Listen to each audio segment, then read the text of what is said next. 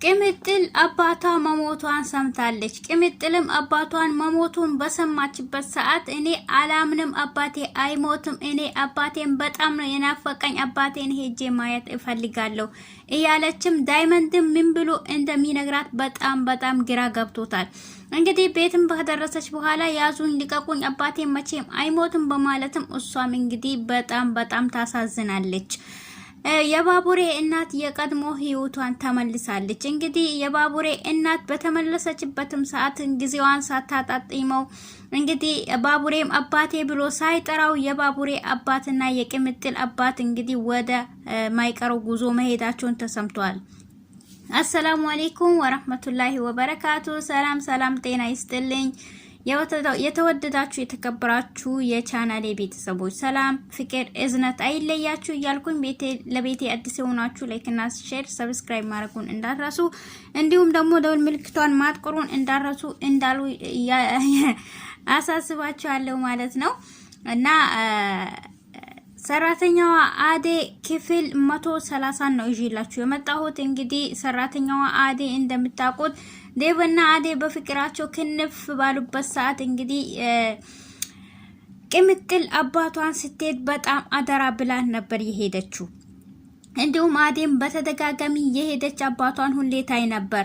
እናም ደግሞ ባቡሬም እንደዛው ሄዶ ያይ ነበር። እንዲሁም ደግሞ ሊሊ ሄዳ ሁላቸውም ሄዶ ዴቭም ሁሉም ሄዶ ይጠይቋቸው ነበር። ሆኖም ግን በጣም በጠና ስለታመሙ ልጄ ሳላያት ባልሞት እያሉ እንግዲህ የቅምጥል አባትም እንግዲህ ሞተዋሉ ማለት ነው።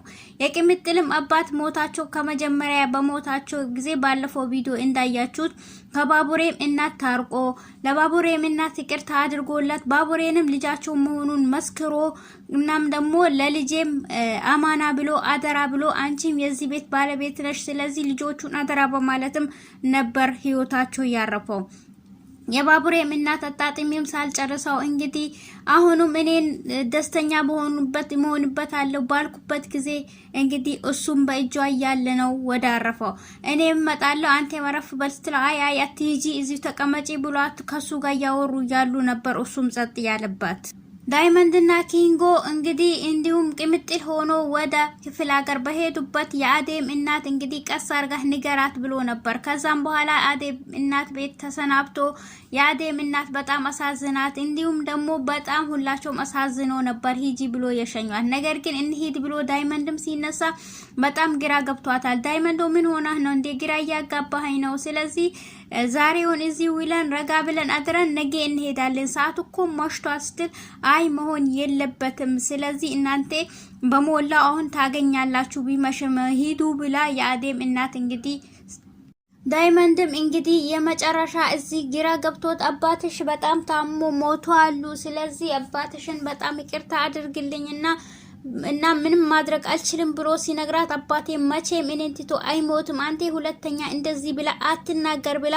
እንግዲህ እየቀጠቀጠችው መንገዱን መጥቶ ነበር። ሆኖም ግን አዴንም ዴቭንም ውጭ ላይ ስታገኛቸው አዴ እኔ አባቴን ሁሌ ሂጂ ያቸው ብዬ አነገርኩሽም ነበር ወይ? ለምንድን ነው አባቴን እንደዚህ ያልሽ? ቅምጥል ይቅርታ አድርግልኝ፣ ነፍስ ይማራቸው፣ ስለዚህ ምንም ማድረግ አልችልም፣ እኔ ግን ሁሌም ሄጄ ያየኋቸው ነበር ብላ ስነግራት አንቺም እንደ ዳይመንድ ነው እንደምትደግሚው፣ ሁለተኛ እንደዚህ ብለሽ አታውሪ፣ የኔ አባት መቼም አይሞቱም በማለትም ወደ ቤት እየሮጠች እየሄደች ኪንጎም ተከትሏት ገብቶ ነበር። ተከትሏት በገቡም ሰዓት ባቡሬም የባቡሬም እናት ሊሊም ነበሩ። ያዙኝ ልቀቁኝ ብላ እንግዲህ ባቡሬን ልቀቀኝ፣ አባቴ መቼም አልሞተም እንዴ ውሸታችሁ ነው ወይ በማለትም አባቴ የት ነው ያለው እያለችም እሷም እየተጣራች ነበር። እውነት ለመናገር እኔ እውነት የመሰለኝ ከራሷም እኩል እያለቀስኩኝ ነበር።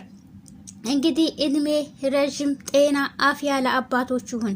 እናም ደግሞ እንግዲህ ቅምጥል ምን ትበል እንግዲህ አሁን ያለቀሰች ነው። ሀዘኑን እንግዲህ ጽናቱን ይስጣት ነው የሚባለው። አባቷ ደግሞ ተናዞ ወንድም አግኝታ እናትም አግኝታ ነበር እንግዲህ የሞቱት ማለት ነው። አሁን እንግዲህ አማና ተሰጥቷታል።